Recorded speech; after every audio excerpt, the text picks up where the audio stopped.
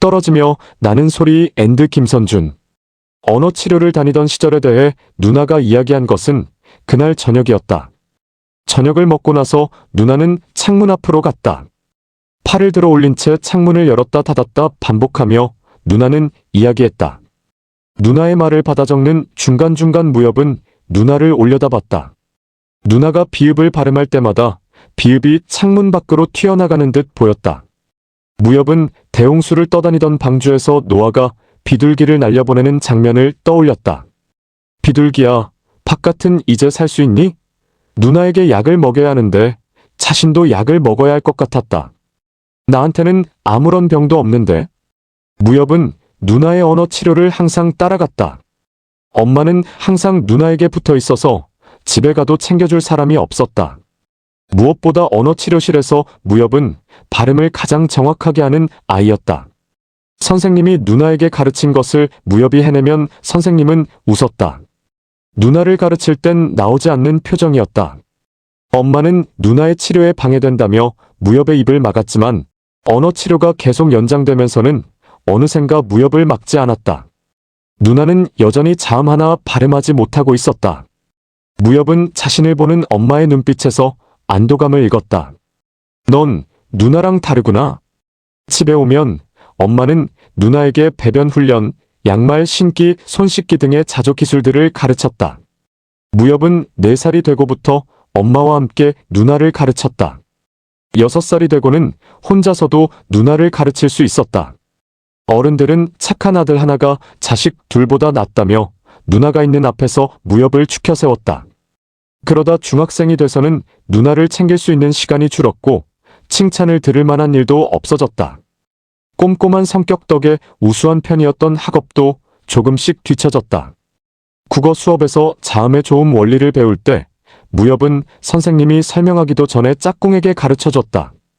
기억이랑 니은이 혀가 구부러지는 모양인 거 알아?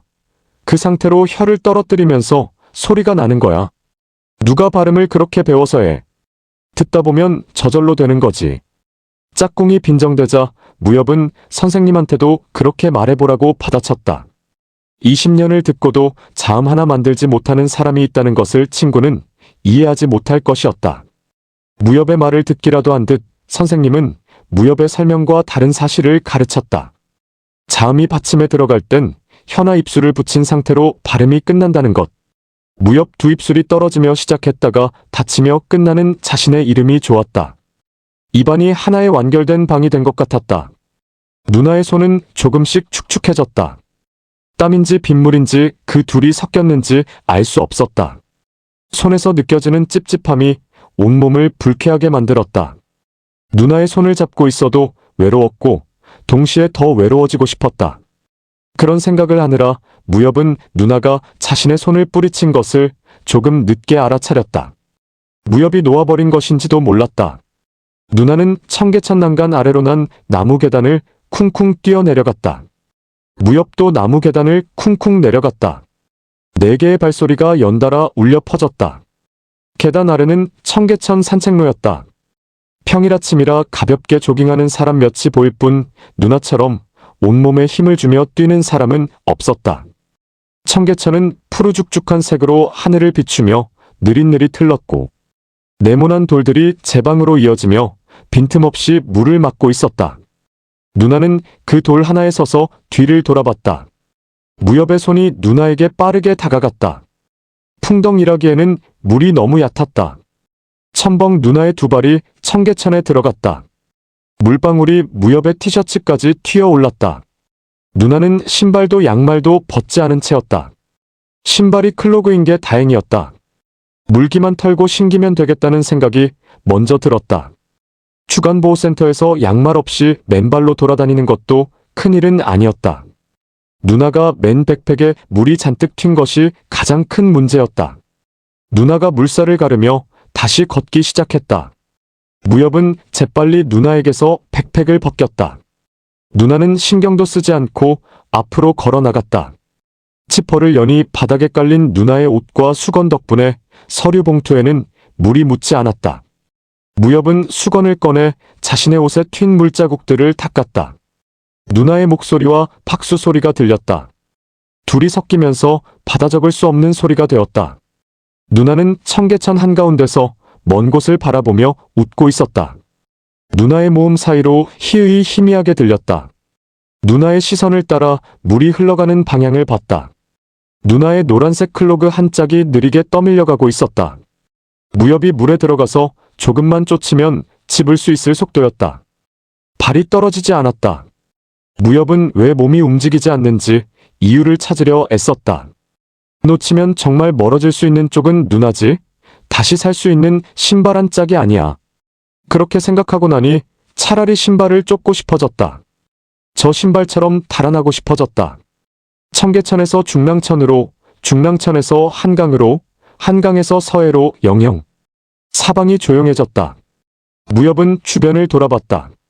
산책로를 걷거나 뛰던 사람 몇이 누나를, 노란 클로그 한 짝을, 무협을 바라보고 있었다. 무협의 옆을 지나던 중년 여성 한 명이 무협을 힐끔거리며 빠르게 멀어져 갔다. 누나 곁에서 수없이 겪어본 시선인데도 이상한 기분이 들었다. 초등학생 때 여름 성경학교를 가서 느꼈던 기분. 그땐 누나가 없었다. 둘째 날 낮에 계곡에서 물놀이를 하는 중이었다. 초등학생 치고도 키가 작았던 무협은 계곡의 물살을 맨발로 거슬러 올라가고 있었다. 발바닥에서 울퉁불퉁한 돌이 느껴졌고 발가락 사이로 흙이 빠져나갔다. 수위가 분명 허리 정도였는데 어느 순간 발바닥에서 아무것도 느껴지지 않더니 코와 입과 귀로 물이 마구 들어왔다. 맑았던 하늘이 푸르죽죽한 계곡물에 휩싸여 점차 흐려졌다. 죽기 살기로 손을 휘저었다. 미끈한 팔 하나가 잡혔다. 그걸 잡고 힘겹게 물 밖으로 고개를 내밀며 물을 토했다. 그 팔의 주인과 눈이 마주쳤다. 한 번도 얘기해 본 적 없는 무섭기로 소문난 키 큰 남자 선생님이었는데 그 표정이 잊히지 않았다. 얘가 내 팔을 왜 만지지? 주변에는 다른 친구들과 선생님들도 있었는데 모두 비슷한 표정이었다. 쟤는 저기서 뭐하지? 집이 물에 잠기는 꿈을 꾸기 시작한 것은 그때부터였다. 물이 무서운 사람은 누나가 아니라 나였을까?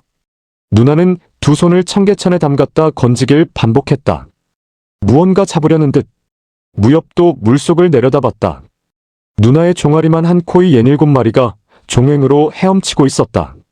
산란기가 지나서인지 조금 야위어 보였다. 수족관 주인은 코이의 산란기 직후인 5, 6월에만 그 새끼들을 대형어의 먹이로 취급한다고 했다. 무협은 새끼 코이들을 왜 성체까지 기르지 않는지 물었다. 얘네는 한 번 산란하면 10만 마리를 낳아요. 10만 마리를. 바다에 풀어줄 것도 아니고 걔네를 다 기를 공간이 있겠어요? 발색 좋은 놈만 골라내고 나머지는 폐기하거나 사료로 쓰는 거죠. 치어 한 마리 값을 묻자 수족관 주인은 50마리에 10,000원이라며 한 마리씩은 팔지 않는다고 말했다. 무협이 플라스틱 어항과 여과기를 구매한다고 했고 주인은 코이 한 마리 값을 받지 않고 그냥 주었다.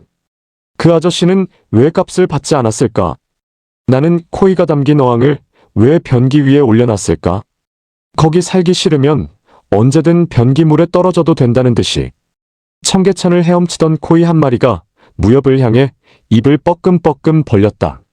살기 위해 벌리는 그 입술로부터 무협은 기어코 대답을 들으려 했다. 나는 거기서부터 여기까지 헤엄쳐왔어. 그새 이렇게 다 커버렸어. 한두 방울씩 내리던 비는 이제 내리지 않았다. 누나는 왼발에 아무것도 신지 않고도 잘 걸었다. 주간보호센터는 뛰어가도 지각이었다. 그보다 서류 봉투를 어서 붙이고 싶었다. 물이 뚝뚝 떨어지는 양말 두 짝을 손에 든 채로 우체국의 위치를 검색했다. 천변에서 조금 떨어져 있었다. 청계천을 뒤로하고 오래된 두 건물 사이로 난 보행자 우선도로에 들어섰다. 발이 무거웠다. 내가 물에 빠진 것도 아닌데. 나는 지금 어딘가와 멀어지고 어딘가와 가까워지고 있다. 어딘가가 나로부터 멀어지고 어딘가는 나에게 다가오고 있다. 누나가 신발을 질질 끄는 소리가 났다. 맨발 쪽에선 아무 소리도 나지 않았다. 누나는 어느 순간부터 말이 없었다. 청계천에 발을 담그고 내뱉은 모음은 말이 아니었다. 누나의 벌어진 입에서 침이 흘러내렸다. 손수건을 꺼내려고 주머니에 손을 넣었다. 오른쪽 허벅다리가 만져졌다. 조금 얇아졌나? 그리고 익숙한 멜로디가 들렸다. 여기 살면서 한 번도 본 적 없는 교회가 왼편에 서 있었다. 울긋불긋한 벽돌 사이로 줄눈이 번져 있는 작고 오래된 교회였다. 여러 나라의 자음과 모음을 합쳐서 지은 것처럼 보였다. 멜로디는 그 사이를 뚫고 흘러나왔다. 누군가 피아노를 치는 중인 듯 했다. 월요일 아침에 누가 교회에서 피아노를 치는 걸까? 분명 많이 들었던 찬양인데 가사가 기억나지 않아 답답했다. 왜 이런 걸로 이렇게까지 답답한 거지? 몸이 움직인 쪽은 누나였다. 옆길로 셀 때면 언제나 손을 뿌리치던 누나가 내 손을 놓지 않고 교회 입구로 향했다. 누나가 나를 어딘가로 데려가는 것만 같았다. 처음 느껴보는 기분이었다. 누나가 손잡이도 잡지 않고 유리문을 밀어버렸다. 문이 열렸고 사람은 보이지 않았다.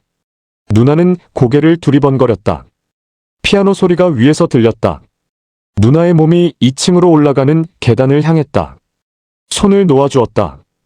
누나는 1층이 물에 잠기기라도 할 것처럼 층계를 2칸씩 뛰어 올라갔다. 클로그 한 짝에서만 나는 소리가 불규칙하게 울려 퍼졌다. 누나가 시야에서 사라졌다. 누나도 이 찬양을 기억하는 걸까? 하지만 누나와 함께 예배를 드린 기억은 없다. 나는 언제나 엄마와 단둘이 대예배실에서 예배를 드렸다. 같은 시간에 누나는 장애인 부서에서 예배를 드렸다. 장애를 막을 장 거리길 애가 아니라 길장 사랑해 긴사랑이라고 부르는 부서였다. 나는 그 호칭이 싫었다. 그 사랑은 누구에게 긴 것이냐고 묻고 싶었다. 일주일에 누나와 100시간은 붙어있는 엄마가 그 표현을 듣지 않길 바랐다.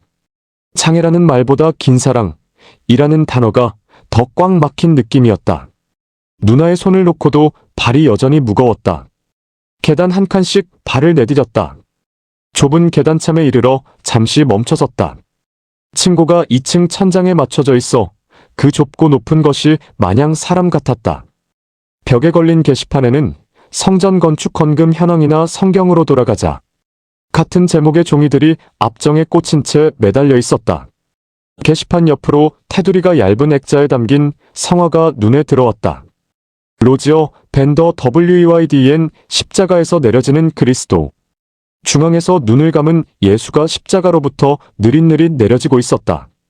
그것만 보였더라면 사진을 찍지 않고 지나쳤을지도 몰랐다. 예수가 내려지는 아래로 작고 푸른 물결이 일렁이고 있었다. 한 여인이 입은 파란색 원피스였다.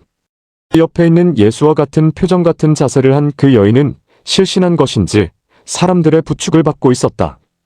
예수는 그녀의 파란 원피스 속으로 풍덩 빠질 듯이 보였다. 예수가 요단강에서 세례를 받으며 자신이 하나님의 아들이자 십자가에 달릴 그리스도임을 깨달았던 순간처럼 그는 지금 이 순간처럼 십자가에서 내려질 것도 알고 있었을까? 찰칵 날카로운 셔터음이 좁은 벽 사이에서 울렸다. 그리고 기억이 났다. 누나와 함께 예배를 드린 적이 딱 한 번 있었다. 누나의 세례식 예배하니 그때 누나는 없었다. 그 세례식 일주일 전 처음으로 셋이 함께 예배를 드렸다. 누나는 그날에 대해서도 내게 말해줬었다. 그 이야기는 어항 속에서 입을 벌린 코이 사진과 함께 업로드되었다. 코이를 집에 데려온 날이었다. 일러스트 유연호. 엄마는 이번이 하나님께 드리는 마지막 기회라고 말합니다. 그것을 왜 기도로 말하지 않고 나에게 말하는지 모르겠습니다. 이런 방식으로 세례식을 진행하는 건 우리 교회에서 내가 처음이라 합니다. 대답은 엄마가 다 할 테니까 너는 아무 말 말고 있어. 문답이 끝나고 목사님이 내 머리에 물을 뿌리면 예수님과 한 몸을 누리게 된다고 합니다. 장애가 없으신 예수님과 장애가 없는 몸을요. 엄마는 세례문답집에 나온 질문과 대답들을 정확히 외고 또 외웁니다. 예, 믿습니다. 나도 엄마가 하는 대답을 따라합니다. 예, 이의야. 엄마가 내 입을 막습니다. 5분만 가만히 있으면 돼. 세례식 일주일 전 나는 처음으로 엄마와 함께 예배를 드립니다. 세례식 예행 연습이라고 합니다. 이렇게 앞자리에 앉아보는 것은 처음입니다. 옆에 앉은 형제자매들은 이번에 같이 세례를 받는 19살 친구들이라고 합니다. 있는 힘껏 웃어 보이지만 형제자매들은 내 쪽을 보지 않습니다. 아무래도 나이든 엄마와 같이 앉아 있어서 그런 것 같습니다. 나의 앞 순서로 세례를 받는 여자애가 홀로 단상에 오릅니다. 검은 중단발 머리에 교복을 단정히 입고 있습니다. 엄마와 닮았다고 생각하며 나는 중단발을 봅니다. 엄마도 그 중단발에게서 시선을 떼지 못합니다. 혼자 나가서도 전도사님이 묻는 질문에 자음 하나, 모음 하나 틀리지 않고 발음해냅니다. 이번에는 엄마와 나 둘이서 단상에 오릅니다. 웅성웅성. 사람들이 내는 소리가 높은 천장에 부딪히며 자음과 모음으로 산산조각납니다. 나는 양쪽 귀를 막고 신음을 냅니다. 엄마가 내 손목을 아플 정도로 쥐며 말합니다. 5분만 참아 제발. 전도사님은 중단발에게 했던 질문을 나에게 건넵니다.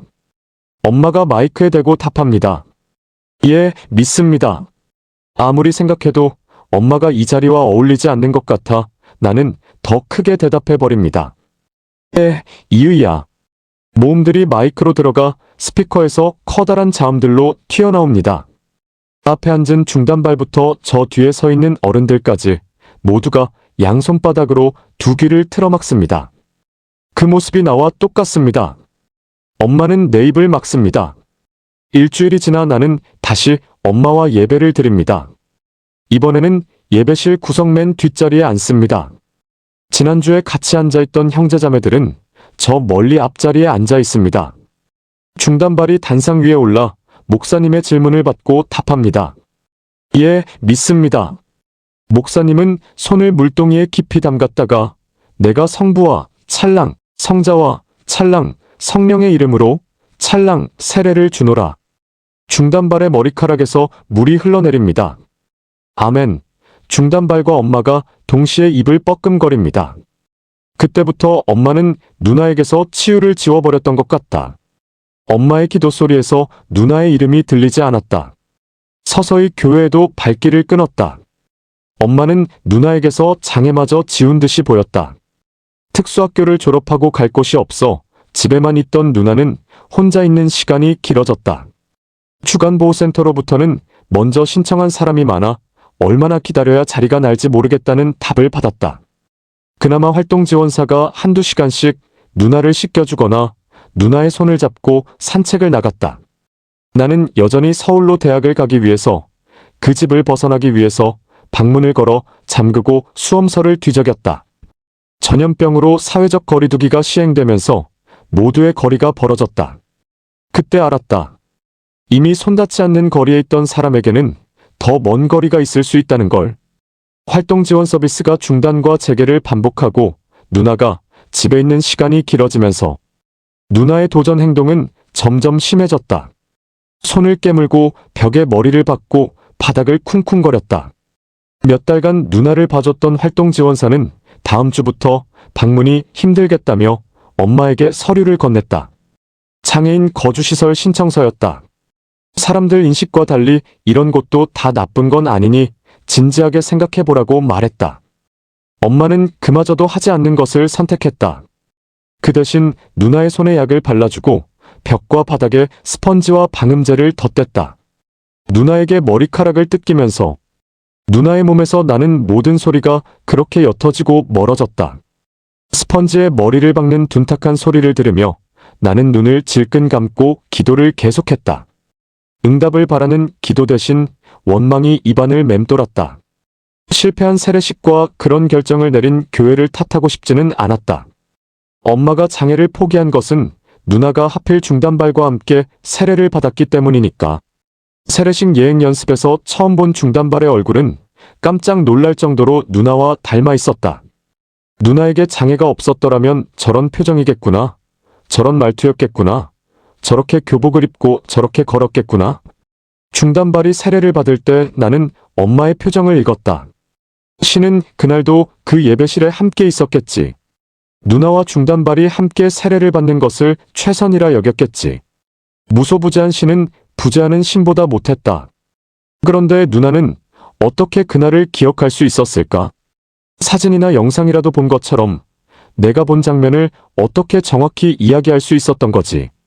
그날도 예배실에는 엄마와 나뿐이었는데 계단 너머에서 종이를 찢는 소리가 났다. 심장이 빠르게 뛰었다. 계단을 뛰어 올라갔다. 숨이 가빠웠다. 2층 예배실의 원목 출입문이 흔들리고 있었다. 방금 들어간 건지 나온 건지 알 수 없었다. 문을 발칵 열었다. 강대상 위에 걸린 좁고 높은 십자가와 4개 열로 줄지은 장의자 외에 사람의 형상은 보이지 않았다. 문이 닫히면서 문 너머에 있던 헌금함이 나타났다. 위로는 헌금 봉투와 성경책이 잔뜩 꽂혀 있고 아래에 누나의 백팩이 있었다. 곧장 백팩 지퍼를 열어 젖혔다. 서류 봉투를 꺼냈다. 봉투 입구가 열려 있었다. 분명 풀까지 발라서 밀봉했다고 생각했는데 풀을 바른 자국도 보이지 않았다. 심장이 다시 뛰었다. 계곡물에 빠졌을 때처럼 숨이 쉬어지지 않았다. 10여 장의 종이를 전부 꺼내 찢어진 곳부터 확인했다. 깨끗했다. 그제야 숨이 터져나왔다. 한두 장만 꺼내서 찢었을지도 몰라. 서류 목록은 2주 동안 수차례 확인하며 외우고 있었다. 장애인 등록증 사본, 주민등록등본, 가족관계 증명서 등에서 누나의 이름과 내 이름을 확인하며 한 장씩 넘겼다. 내 글씨체로 누나의 이름이 적힌 공공임대주택 특별공급 신청서가 마지막 장이어야 했다. 마지막 장 뒤에 종이 한 장이 더 있었다. 앞에 종이들보다 조금 더 구겨지고 누런빛을 띤 장애인 거주시설 입소 신청서 신청인 안무엽. 대상자와의 관계 형제 엄마는 활동지원사에게 건네받은 신청서를 버리지 않았다. 찢어지지 않도록 내 방 책장에 꽂아두었다. 엄마가 그 종이를 내 방에 둔 순간부터 나는 줄곧 그것이 내게 주어진 숙제로 여겨졌다. 발송될 때까지 대물림되는 숙제. 3개월 전 엄마의 집에서 누나를 데리고 나올 때 나는 그 종이를 가방 안쪽 판판한 곳에 집어넣었다. 공공임대주택 신청과 장애인 거주시설 신청은 준비할 서류가 거의 같았다. 3개월이 다 차도록 한 곳으로 마음을 정하지 못했다. 어느 쪽을 신청해도 나만의 방은 가질 수 있었다.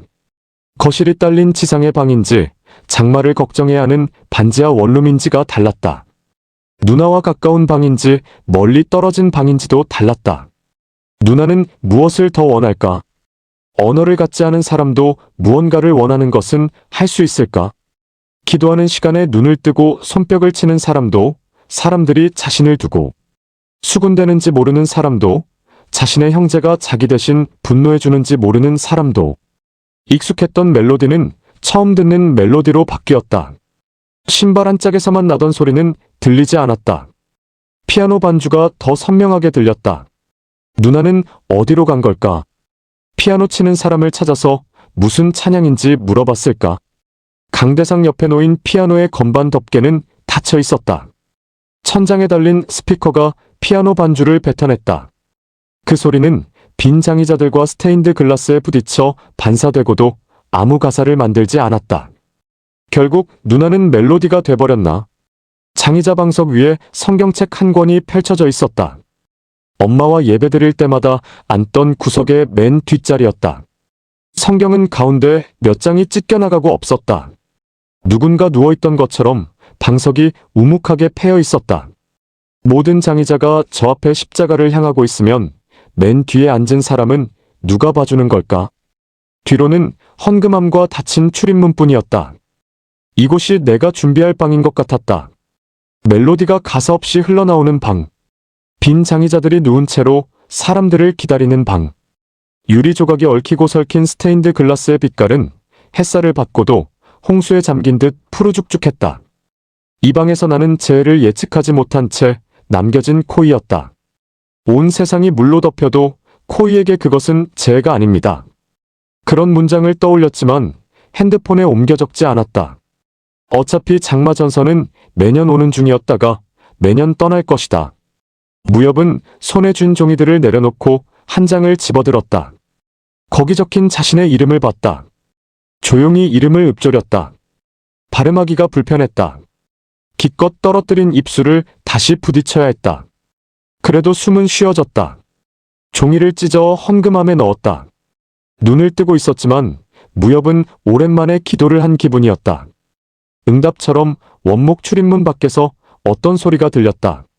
스피커가 뱉어내는 멜로디 사이로 무협은 그 소리를 들었다. 바닥을 치는 불규칙한 소리였다. 숨소리를 죽이고 손잡이에 손을 얹었다. 손잡이가 축축했다. 밖에서 문을 밀칠 수 있도록 몸을 비켜서서 경첩 쪽에 귀를 갖다 대었다. 입을 뻐끔거리는 소리가 들리는 것만 같았다. 잘못 들었다 해도 그게 중요한 문제는 아니었다. 무협은 그저 손잡이에 손을 얹은 채로 문지방에서 문이 떨어질 때까지 기다렸다.